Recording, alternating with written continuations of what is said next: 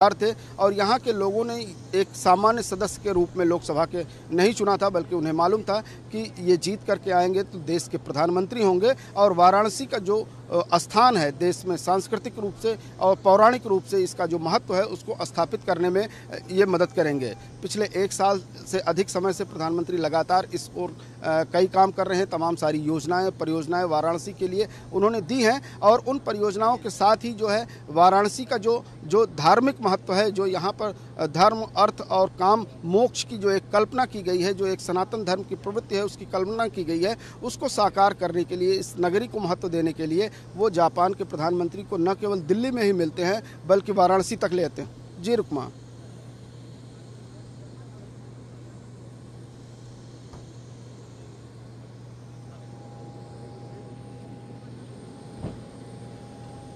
बिल्कुल, प्रधानमंत्री का काफिला इस वक्त जो है रनवे पर आ चुका है और लगभग 4.5 घंटे जो है प्रधानमंत्री और जापान के प्रधानमंत्री ने यहाँ पर बिताए हैं वाराणसी में और यहाँ पर उनका काफ़ी व्यस्त कार्यक्रम रहा है। प्रधानमंत्री के यहाँ पर रनवे पर बाबतपुर हवाई अड्डे पर आने के साथ ही जो है उनका एक सांस्कृतिक कार्यक्रम के माध्यम से स्वागत किया गया।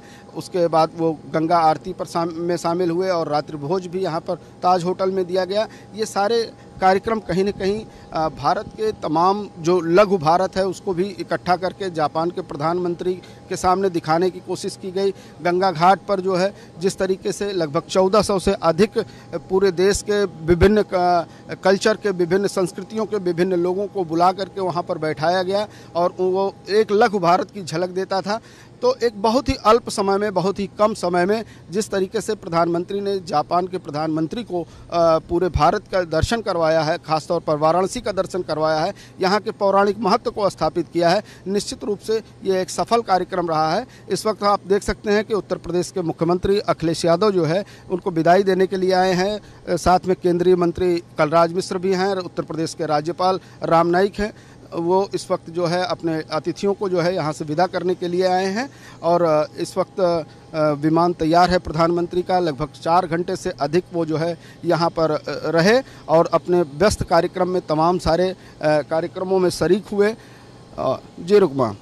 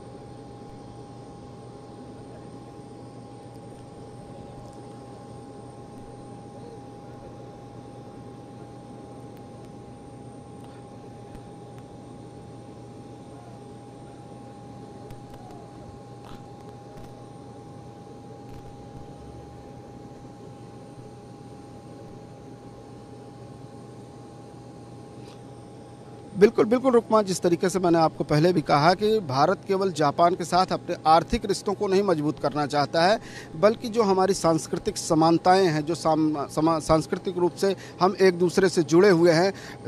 आप जानते हैं कि जापान जो है एक बौद्ध धर्मावलंबी देश है। वहाँ से तमाम सारे हजारों पर्यटक जो है हर साल यहाँ पर वाराणसी के बगल में ही स्थित सारनाथ आते हैं। यहाँ पर बौद्ध धर्म के से जुड़े हुए अपने स्तूपों को देखते हैं और साथ में जो है उनका अत्यधिक लगाव यहाँ पर है। तो निश्चित रूप से ये जो लगाव है, ये लगाव कहीं और आगे बढ़े और साथ ही विकास की भी धारा उसके साथ तेज हो। इन सारी चीज़ों को देख करके इसमें धर्म और अर्थ दोनों नीतियों को समाहित करते हुए प्रधानमंत्री ने एक ऐसा कार्यक्रम संजोया है जिससे न केवल दोनों देश एक दूसरे के सहयोग करेंगे बल्कि जो उनकी धार्मिक आस्थाएं हैं वो भी मजबूत होंगी। जिस तरीके से काशी एक महत्वपूर्ण नगरी है हिंदू धर्म के लोगों के लिए, सनातन धर्म के मतावलंबियों के लिए, उसी तरह से इससे ठीक सटा हुआ जो है सारनाथ है। सारनाथ जापानियों के लिए भी बहुत ही महत्वपूर्ण है। हर साल यहाँ पर तमाम सारे जापानी आते हैं और बौद्ध धर्म के मानने वाले लोग आते हैं और वो जो है सारनाथ जा कर के दर्शन करते हैं। और जहाँ तक इसके इतिहास की बात अगर हम थोड़ी सी करें रुकमा, तो आज से 54 साल पहले कभी दो राष्ट्राध्यक्ष आकर के यहाँ पर वाराणसी और सारनाथ में यहाँ के धार्मिक महत्व को समझने और देखने की कोशिश की थी। लेकिन पिछले 54 सालों से ये धारा जो है कहीं न कहीं रुक गई थी, जिसको फिर से पुनर्जीवित किया है प्रधानमंत्री नरेंद्र मोदी ने। और यह पुनर्जागरण जो है वो काशी के भी हित में है और भारत के भी हित में है। दोनों संस्कृतियाँ आपस में कहीं न कहीं मिलती जुलती हैं। जिस तरीके से जापान के साहित्य में संस्कृत के तमाम सारे ऐसे उल्लेख मिलते हैं कि जो संस्कृत भाषा से जो है मिलते जुलते हैं, और यह उम्मीद की जाती है, तमाम सारे इस पर शोध भी हो रहे हैं कि कहीं न कहीं भारत और जापान की भाषा और संस्कृत पौराणिक काल से जुड़ी रही है और उसको जो है फिर से पुनर्जीवित कर एक दूसरे के सहयोग करके कहीं आगे बढ़ने की कोशिश की जाए। यह केवल मामला सीधे अर्थ से जुड़ा हुआ नहीं है, न केवल बल्कि इसके साथ जो है दोनों देशों की संस्कृतियों को प्रगाढ़ करके, रिश्तों को प्रगाढ़ करके, और जैसा रुकमा आज दोनों प्रधानमंत्रियों का उत्साह मैंने यहाँ पर देखा और साथ में वाराणसी में लोगों का उत्साह देखा, उनका स्वागत देखा, जिस तरीके से बाबतपुर हवाई अड्डे से लेकर के गंगा घाट तक और जहाँ जहाँ प्रधानमंत्री द्वय को जाना था वहाँ पर जिस तरह से लोगों ने जो है उनका अभिनंदन किया और जिस तरह से पूरी वाराणसी सजाई गई थी, निश्चित रूप से इसे एक महत्वपूर्ण पल कहा जा सकता है, महत्वपूर्ण क्षण कहा जा सकता है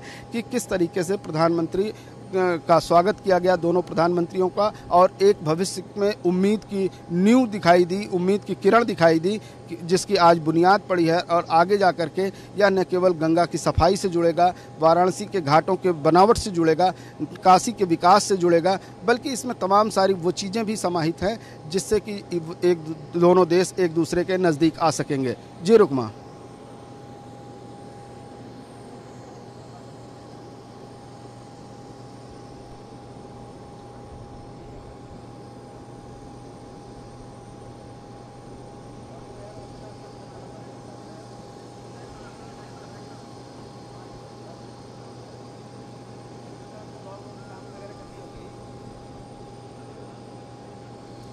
रुकमा, अपना सवाल फिर से दोहराएंगे जरा।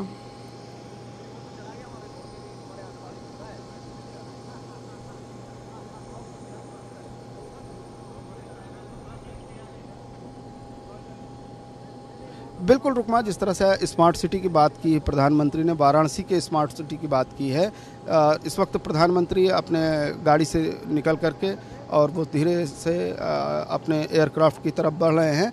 तो स्मार्ट सिटी की जहाँ तक बात रुकमा करते हैं, वहाँ पर इसका काम जो है प्रधानमंत्री ने आज से अपनी पिछली विजिट में ही शुरू कर दिया था। वाराणसी में जो तारों का, विद्युत तारों का बड़ा भारी जाल है, उस जाल को ख़त्म करने के लिए इंटीग्रेटेड पावर सिस्टम का जो है उन्होंने एक बड़ी परियोजना शुरू की थी। साथ में आपको मैं बता दूं कि वाराणसी का जो एयरपोर्ट है, दो धार्मिक स्थानों से जुड़े होने के कारण एक बड़ा ही महत्वपूर्ण ये स्थान है। लेकिन बाबतपुर से लेकर वाराणसी और सारनाथ तक जाने के लिए कोई अच्छा रास्ता नहीं था, जिसके लिए प्रधानमंत्री ने परियोजना शुरू की और जो है 6 लेन का एक हाईवे जो है बनना शुरू हो गया है। इसके साथ ही वाराणसी के लिए एक रिंग रोड, तो ये तमाम सारी योजनाएं हैं, वो निश्चित रूप से जो है वाराणसी को स्मार्ट सिटी बनाने में कारगर होंगी। इस वक्त प्रधानमंत्री इंतज़ार कर रहे हैं जापान के प्रधानमंत्री का, और सभी लोग जो है एक टक लगा करके प्रधानमंत्री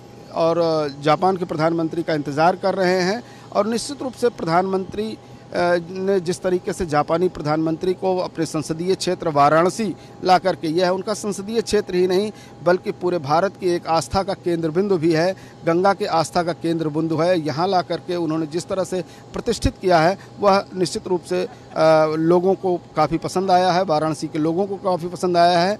और इस वक्त जापान के प्रधानमंत्री भी जो है आ चुके हैं और वो यहाँ पर अपनी विदाई लेने के लिए जो है खड़े हैं। प्रधानमंत्री विदा करने के लिए उत्तर प्रदेश के मुख्यमंत्री हैं, राज्यपाल राम नाईक जी हैं, साथ में केंद्रीय मंत्री कलराज मिश्र हैं, और दोनों प्रधानमंत्री अपने एयरक्राफ्ट की ओर बढ़ रहे हैं। और वाराणसी की एक सफलतम 4.5 घंटे की यात्रा पूरी करने के बाद निश्चित रूप से रुकमा, यह दोनों देशों के, जैसा कि मैंने बार बार कहा कि केवल अर्थ से जुड़ा हुआ दोनों देशों का रिश्ता नहीं है। प्रधानमंत्री ने इसको एक कदम और आगे बढ़ाया है दोनों के सांस्कृतिक संबंधों को मजबूत करने के लिए, और साथ में सांस्कृतिक संबंध प्रगाढ़ होंगे तो दोनों की अर्थनीतियाँ मिलेंगी, और साथ में दुनिया में जो स्थिति है जापान की, भारत को उससे मदद मिलेगी और भारत की भी जो ताकत है उससे जापान को भी मदद मिलेगी। इसको दोनों देश बखूबी समझते हैं, और जिस तरह से इन्होंने पूरा वक्त वाराणसी से लेकर के दिल्ली में बताया है, उससे संबंधों को न केवल एक आयाम मिलेगा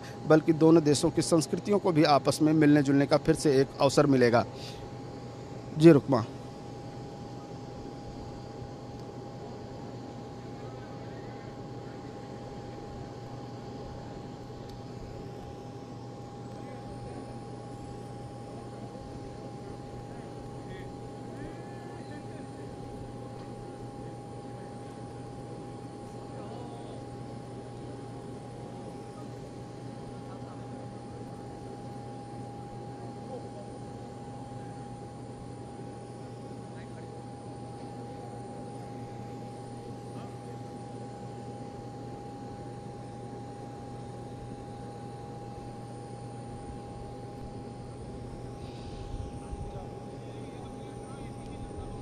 बिल्कुल रुकमा, जिस तरीके से भारतीय संस्कृति की मैं बार बार बात कर रहा हूँ, गंगा सफाई अभियान एक प्रधानमंत्री का जो है स्वप्निल प्रश्न है, जिसको क्लीन गंगा का एक जो अभियान है, स्वच्छ भारत का जो अभियान है, उसमें रुकमा कहीं न कहीं जापान की बहुत बड़ी मदद की भारत को आवश्यकता है। लगातार भारत चाहता है कि उसकी सबसे पौराणिक नदी और प्राचीन नदी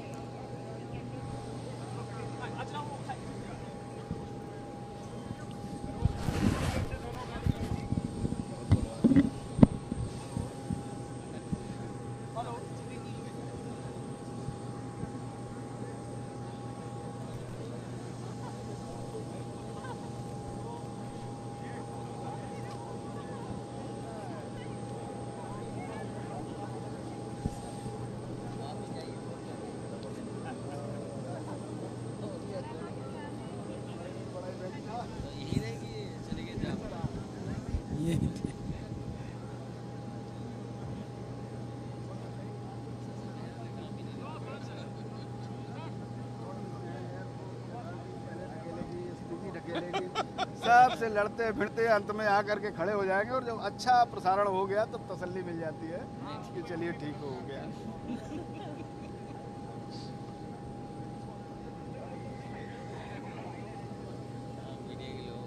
अरे नहीं, एक फोटो सर हो जाएगा। अब ये लोग मैं नहीं रोक पाया, बना दो फोटो, बना दो। ये मोबाइल के ज़माने में और ये सब सर कैमरा में आपने देखा कि नहीं, रास्ते पर सब मोबाइल चल रहे थे सर, सब मोबाइल की लाइट। लास्ट टाइम क्या हुआ?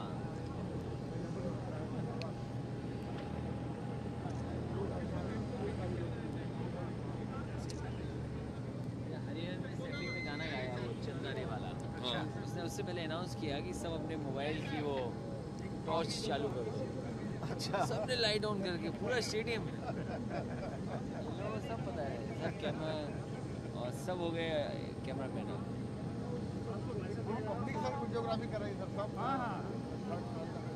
ये सब बच्चों पे है, रिकॉर्डिंग रखे होंगे, ये थ्रिल है उनकी। मैंने रिकॉर्ड किया सर। आदमी के व्यवहार को मोबाइल ने बदल दिया है। जो उसका जो है एक स्वाभाविक स्वरूप था, कहीं ना कहीं वो भी डिस्टर्ब हो गया है। अब उसका टेंशन क्या है, बैटरी खत्म हो गई, इसमें भी टेंशन में है, चार्ज खत्म हो गया, ये भी परेशानी है। अब आप बिना मोबाइल के नहीं रह सकते ना, बिल्कुल नहीं। अगर दिन भर नहीं बजा तब भी परेशान है, खोद के देख रहे हैं कि आज बजा क्यों नहीं है। जमाने के साथ जो बातें होती हैं। अच्छा, भारतीय एक देश होगा जिसपे 2-3 मोबाइल होंगे, 2-3 मोबाइल रखे घूम रहे हैं, अधिकारी, नेता, कार्यकर्ता, जनता। सर कहीं कहीं स्टेटस सिंबल भी हो गया है कि स्टेटस नहीं है, वो प्राइवेट है, वो पब्लिक। कुछ लोगों पे है, सब लोगों पे। और प्राइवेट नंबर भी एक अलग से जो डिस्प्ले नहीं होगा करेंगे तो।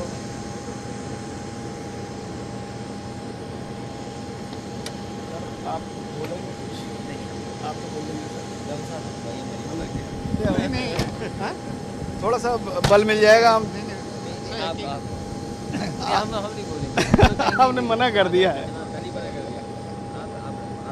ये बड़ा चैनल है ये।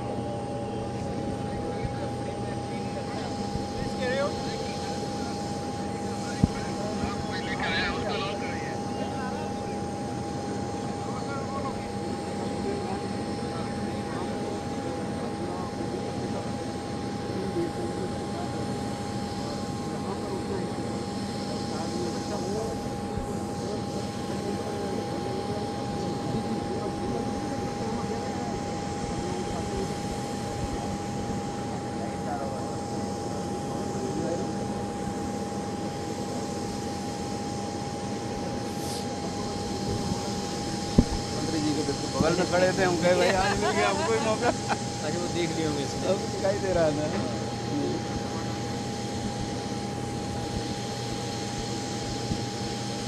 मेरे गाड़ी में 2 मोबाइल थे मेरे, और वो मंगा लेना।